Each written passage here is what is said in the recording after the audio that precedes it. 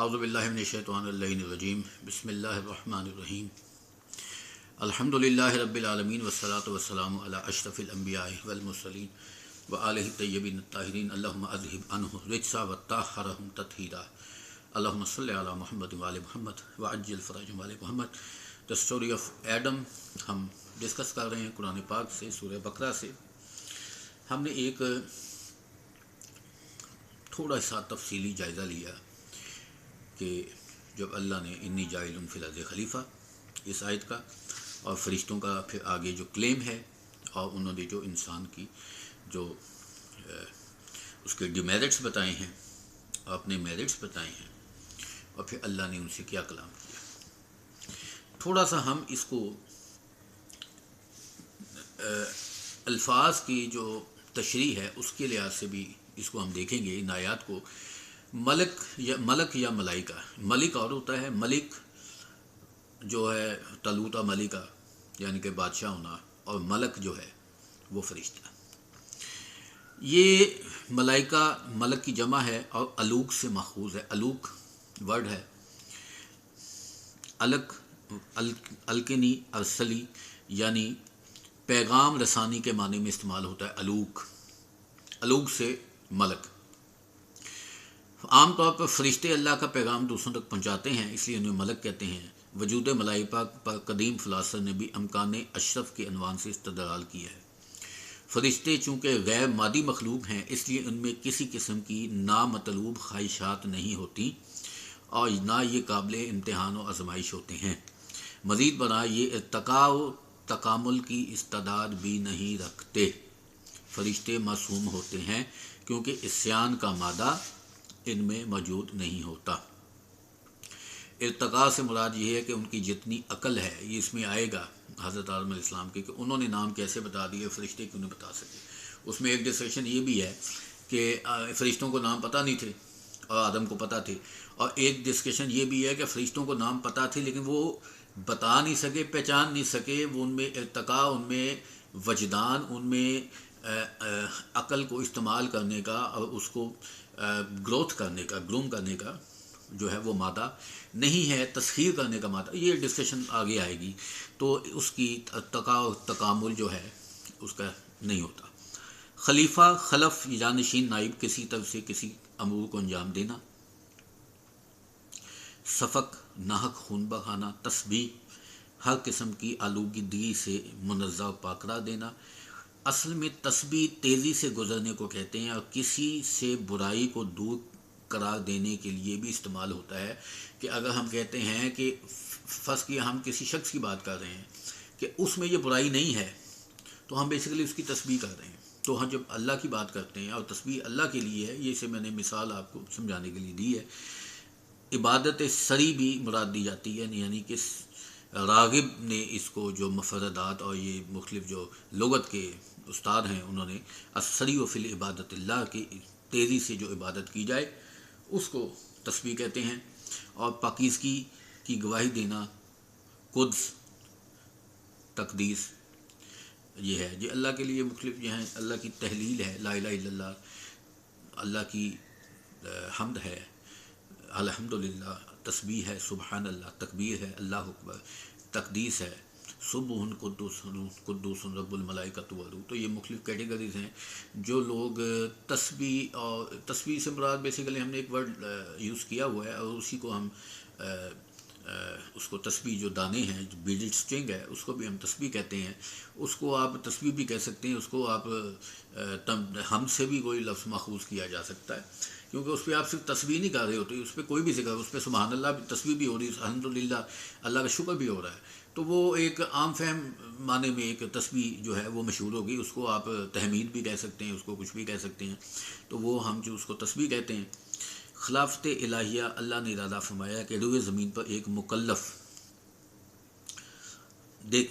بھیجا جائے. مکلف وہ جس پر جو تکلیف سے گزرے، یعنی کہ اس پہ شرعی جو تکوینی لحاظ سے جو مراحل آتے ہیں اس میں سے وہ گزر کے اور پھر وہ دین الہی کو اڈاپٹ کرتا ہے یا وہ شیطان کی راہ پہ چلتا ہے.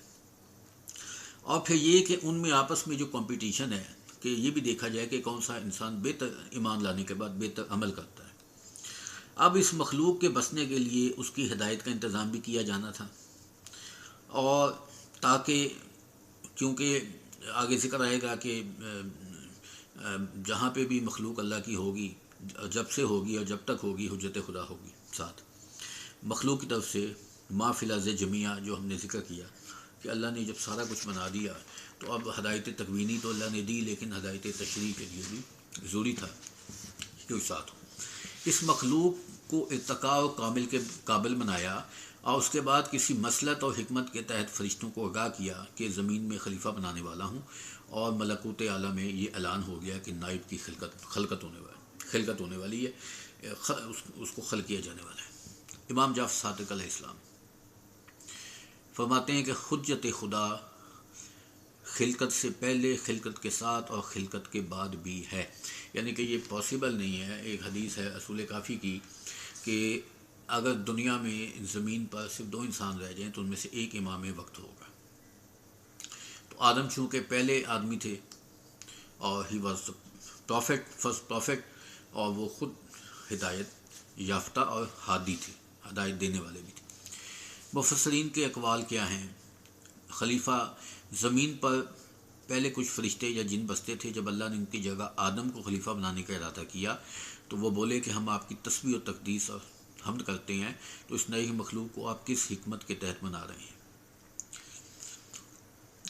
ایک خلافت کے متعلق، دوسرا ہے کہ اولاد آدم نسل ایک دوسرے کی جانشین ہوگی، اس لیے آدم کو خلیفہ کہا گیا۔ خلیفہ یعنی کہ ایک کے بعد اس کا بیٹا اس کا خلیفہ ہے، اس سینس میں ایک جنرل ٹرم بھی استعمال ہوگی۔ آدم زمین پر اللہ کی طرف سے خلیفہ اس کے نمائندہ ہے، کہ اللہ کی طرف سے نمائندہ ہے، من جانب اللہ ہے، منصوص بل اللہ ہے۔ اب میں ایک سورہ انعام جو ہے اس کی آیت کوٹ کر دیتا ہوں۔ اب وہی ہے، هو الذی جعل لکم خلائف فی الارض ورفع بعضکم بعضا فوق بعض درجات لیبلوکم فیما آتاکم۔ اب وہی ہے جس نے تمہیں زمین میں اپنا نائب بنایا۔ یہ ایک جنرل خطاب بھی ہے کہ انسان کو بنایا، آدم کو بنایا، آدمیت کو بنایا، بشر کو بنایا، اس جنس کو بنایا، یعنی کہ بشریت جو ایک جنس ہے یا آدمیت ایک جنس جس کو کرا دیا، اس کی بات ہو رہی ہے، اور اس سے مخصوص نمائندہ بھی مراد دیا جا سکتا ہے۔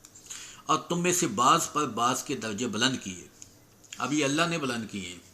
ان اللہ اصطفی آدم و نوح و آل ابراہیم و آل عمران علی العالمین، کہ ہم نے آدم کو، نوح کو، ابراہیم کی اولاد کو، آل عمران کو مصطفیٰ یعنی کہ ہم نے سلیکٹ کر لیا، چن لیا، تاکہ جو کچھ اللہ نے تمہیں دیا ہے اس میں آزمائی۔ اب خلیفہ کی ضرورت پیش کیوں آئی؟ پہلا کوشچن تو یہ، وہ تو ٹھیک ہے کہ جب خلیفہ بنے گا تو اس کی نسل بھی چلے گی، اس میں بنی نوع انسان پھیلے گی، اس کی ہدایت کا انتظام بھی ہوگا، اس کی تکوینی ہدایت بھی ہوگی، اس کی تشریعی ہدایت، لیکن انسان اللہ نے خلیفہ بنایا کیوں؟ اللہ نے آدم کو بنایا کیوں؟ انسان جو ہے عالم شہود و عیاں اور محسوس دنیا میں اللہ کا جانشین ہے، کیونکہ اللہ خود ناسوت یعنی محسوسات میں اللہ نہیں آ سکتا۔ امام علی فرماتے ہیں کہ جس نے پوچھا کہ آپ یہ کہتے ہیں اللہ اکبر نماز میں، تو اس سے مراد یہ ہے کہ یہ جو 5 سینسز ہیں آپ کی 1 2 3 4 حواس خمسہ جس کو کہتے ہیں، اس سے ادراک نہیں ہو سکتا اللہ کا، ہم یہ ایڈمٹ کرتے ہیں، اس لیے ہم یہ اللہ اکبر کہتے ہیں، اور اس کی تکبیر، اس کی کبریائی بیان کرتے ہیں۔ لہذا انسان کی شکل میں اللہ نے تجلی فرمائی اور انسان کو خلیفہ بنایا، ایک پوائنٹ آف ویو یہ ہے۔ دوسری یہ ہے کہ یہ ہو سکتا ہے کہ زمین کو نور خدا سے روشن کرنے اور اہل ارض کو اپنی طرف دعوت دینے کے لیے انسان کو اپنا جانشین بنایا۔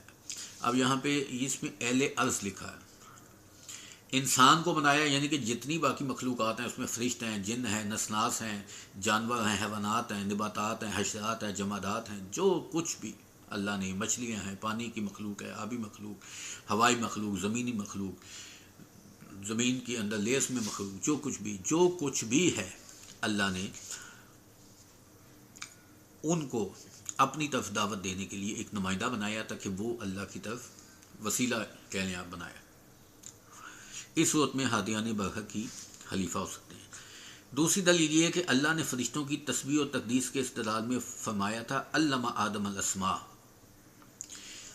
یہاں فرشتوں نے اپنا ایک کلیم کیا، اور کچھ کلیم دعویٰ جب کیا جاتا ہے اس کے ساتھ ایک ایویڈنس دیا جاتا ہے کہ دعوے کا ثبوت کیا، تو انہوں نے کہا جی ہم تقدیس اور تسبیح اور حمد کرتے ہیں، تو اللہ نے اس کے مقابلے میں جو کاؤنٹر ایویڈنس دیا، یہ کاؤنٹر کلیم اللہ نے کیا، وہ تھا وہ علم آدم الاسماء، اللہ نے آدم کے علم کو پیش کیا۔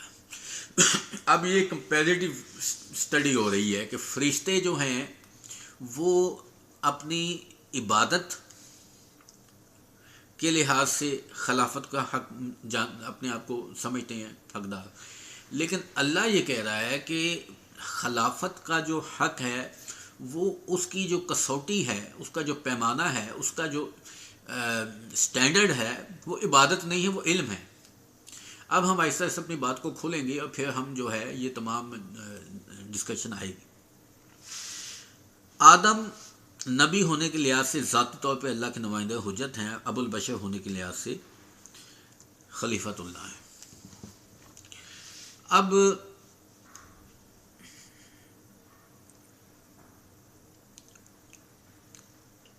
علم آدم الاسماء سے پتہ چلتا ہے کہ آدم علیہ السلام علم و دانش میں برتری کی وجہ سے خلافت الہیہ کے مقام پر فائز ہوئے۔ اب یہ بعد میں ڈسکشن آئے گی کہ کیا اسماء تھے۔ وَنَحْنُ نُسَبِّحُ بِحَمْدِكَ وَنُقَدِّسُ لَكَ، یہ بات واضح ہوتی ہے کہ تسبیح و تقدیس پر علم کو فضیلت حاصل ہے۔ اب ہمارے ائمہ کی طرف آئیں، وہ اقوال ان کے موجود ہیں کہ ایک جو عالم ہے وہ 1000 عابد کے برابر ہے۔ تو کسی کو علم دینا، کسی کو کوئی ایک حدیث بھی پہنچا دینا، کوئی ایک میسج، کوئی ایک اللہ کی طرف سے جو ہدایت ہے، جو قرآن ہے، حدیث ہے، معصوم کا قول ہے، وہ پہنچا دینا، وہ اس کو درجہ جو ہے، یعنی کہ علم کا درجہ عبادت سے بڑا رکھا گیا ہے۔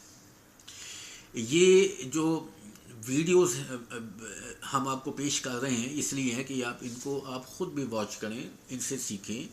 اگر کوئی کوشچنز ہیں ریلیٹڈ، کوئی اشکال پیدا ہوتی ہیں، تو ہم کوشش کریں گے کہ آپ ایڈمن کو اس کوشچن ان تک پہنچائیں، اور ہم اگر ہمارے استطاعت میں ہوا تو ہم کوشش کریں گے کہ اس کا تسلی اور تشفی جواب بھی پرووائڈ کر سکیں۔ متضاد صفات والی مخلوق کو علم اور قابلیت دینے کی راہ میں اگر فساد اور خون حائل ہو تو بھی علم کی فضیلت اپنی جگہ برقرار ہے۔ اب کمپیریزن ہو رہا ہے کہ اللہ نے نگیٹ نہیں کیا، اللہ نے نہیں کہا کہ وہ خون خرابی نہیں کرے گا، خون ریزی فساد نہیں کرے گا۔ اللہ نے اگر اس کو نہیں کیا تو اس کو ایڈمٹ بھی سمجھ لیں کہ ایڈمٹ کر لیا کہ ہاں یہ بات ہے اس میں، لیکن جو اس کا دوسرا اسپیکٹ ہے کہ اس کا علم جو ہے، جس بیس پر خلافت دی گئی ہے، وہ علم کی بنیاد پر دی گئی ہے، وہ اتنا پرومیننٹ ہے کہ اس کی وہ خون ریزی جو ہے وہ اس کے آگے کمتر ہے۔ علم ملائکہ کی ڈسکشن جو ہے، فرشتوں کو کیسے علم ہوا کہ بنی نوع انسان کی خلافت سے روئے زمین پر فساد و خون پیدا ہوگا۔ ایک وہی تھی، ہم نے بات کی، یا تو خدا نے انہیں پہلے بتا دیا، یا پہلی جو مخلوقات تھی ان کا ایکسپیرینس تھا، یا پھر وہی کوشچن ہے کہ وہ ڈفرینٹ کمپوزیشن سے بنا تھا۔ ملائکہ کا یہ خیال تھا کہ وہ جو تسبیح اور تقدیس کر رہے ہیں، جسے وہ بطریق احسن، یہ امیر المومنین کا وہ آئے گا خطبہ کہ جو رکوع میں ہیں، جو سجدے میں ہیں، جو تسبیح کر رہے ہیں۔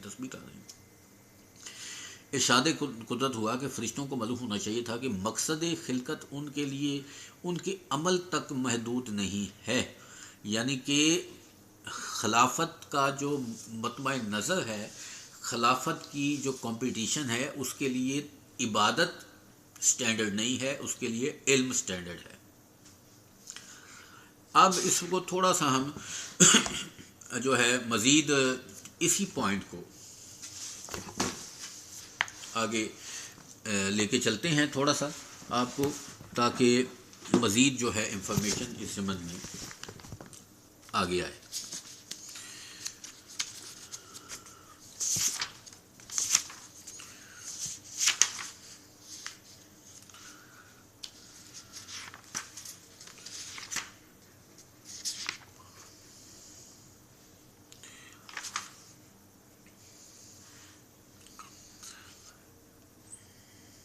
اس سے ظاہر ہوا کہ علم اسماء لغت کے مشابہ میں اس کا تعلق فلسفہ، اسرار، کیفیات اور خاص کے ساتھ تھا۔ آدم کو جو علم دیا گیا وہ صرف اسماء نہیں تھے، بلکہ وہ مفاہیم بھی تھے، اس میں اسرار بھی تھے، معانی بھی تھے، بیان بھی تھا۔ تھوڑی سی میں احادیث یہاں نقل کر دیتا ہوں کہ نہج البلاغہ میں، چونکہ ہم نے میں اس طرح چلتا ہوں اس ڈسکشن کو لے کر کہ معنی جو غریب القرآن ہے، غریب القرآن کہتے ہیں کہ جو تشریح مطالب الفاظ ہیں جو کہ نادر یعنی غریب جس کو کہتے ہیں، جو حضرت زید شہید کی ہوئی کتاب آج کل پرنٹ ہو کے آ گئی ہے، قاضی ظہور صاحب نے اس کو لکھا ہے، وہ غریب القرآن حضرت زید شہید جو ہیں ان کی تفسیر تو نہیں کہہ سکتے، غریب القرآن یعنی کہ مشکل الفاظ کی تشریح ہے اس میں۔ اب نہج البلاغہ میں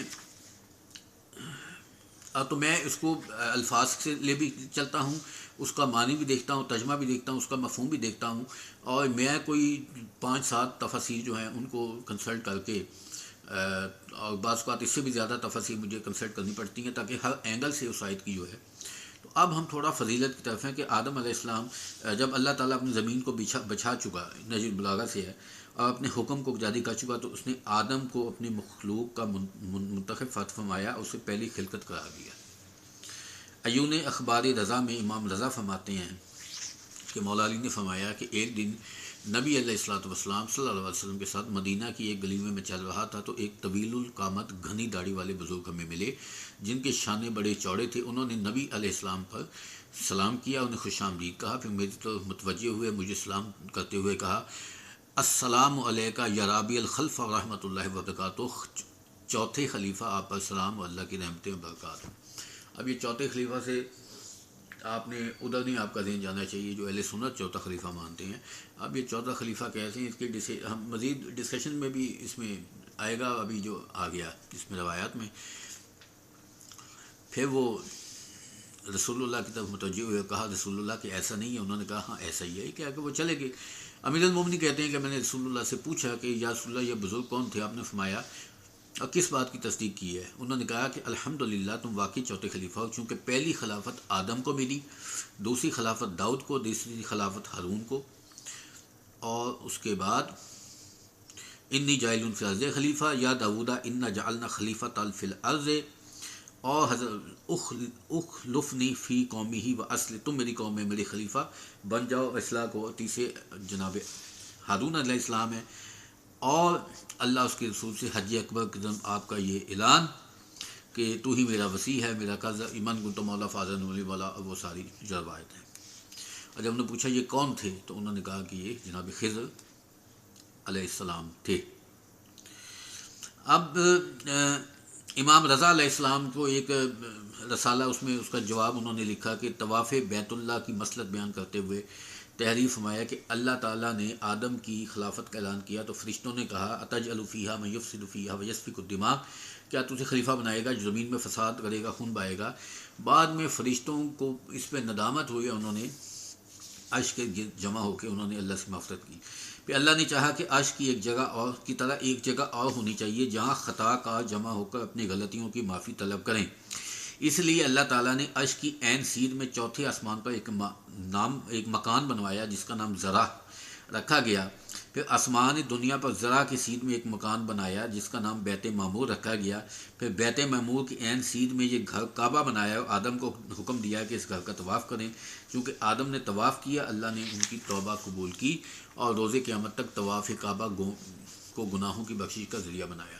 تو فرشتوں نے بیسیکلی سب سے پہلے جو ان کی جو توبہ قبول ہوئی، انہوں نے بیت معمور کا، عرش کا جو ہے وہ طواف کیا۔ یہ مختلف روایات میں مختلف ورڈنگس آئیں گی۔ الخصال میں رسول خدا صلی اللہ علیہ وسلم فرماتے ہیں کہ روز جمعہ تمام دنوں کا سردار ہے اور وہ خدا کی نظر میں یوم الضحیٰ اور یوم الفطر سے افضل ہے۔ اس میں 5 خصوصیات ہیں۔ اسی دن اللہ نے آدم کو پیدا کیا، اسی دن آدم کو زمین پہ اتارا، اسی دن آدم کی وفات ہوئی، اور یہ وغیرہ وغیرہ۔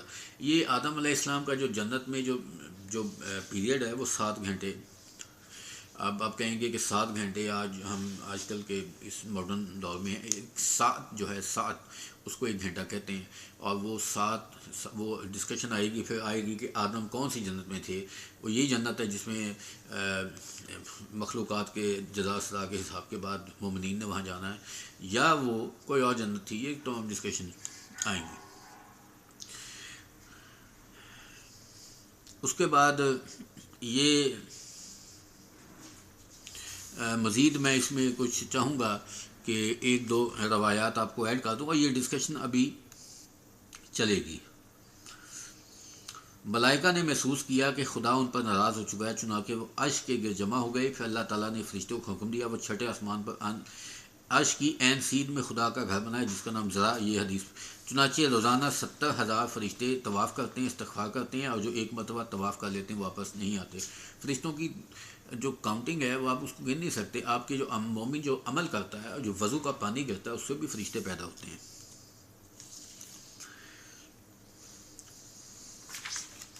اس کے بعد امام سے روایت ہے کہ جب اللہ تعالیٰ نے خلافت آدم کا اعلان کیا، فرشتوں نے اس پر اعتراض کیا تو اللہ ان پر غضبناک ہوا۔ فرشتوں نے توبہ اور درخواست کی تو اللہ نے فرمایا کہ تم اپنی توبہ کے لیے ذرا یعنی بیت المعمور کا طواف کرو۔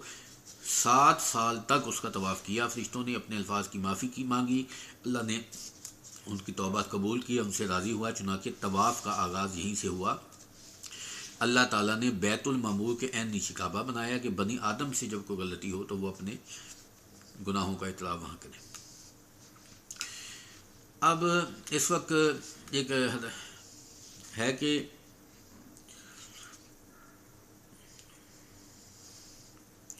بصائر الدرجات کی ایک حدیث ہے کہ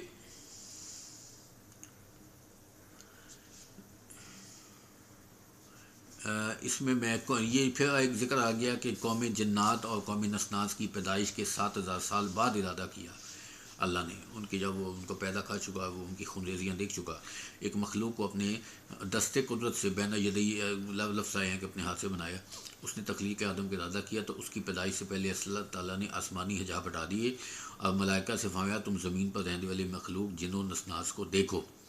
جب ملائکہ نے دیکھا تو خدا کی معافانی اور خون ریزی میں مصروف تھے۔ ملائکہ کو ان کا طرز عمل دیکھ کر شدید غصہ آیا، اپنے آپ پہ قابو نہ رکھ سکے اور کہا کہ خدایا تو غالب و قاہر، جبار و قادر و عظیم الشان ہے، یہ تیری ذلیل مخلوق زمین پر رہ کر تیری نافرمانی میں مصروف ہے جبکہ وہ تیرے قبضہ اختیار میں، تیرا رزق کھا رہے ہیں اور تیری کارکردہ۔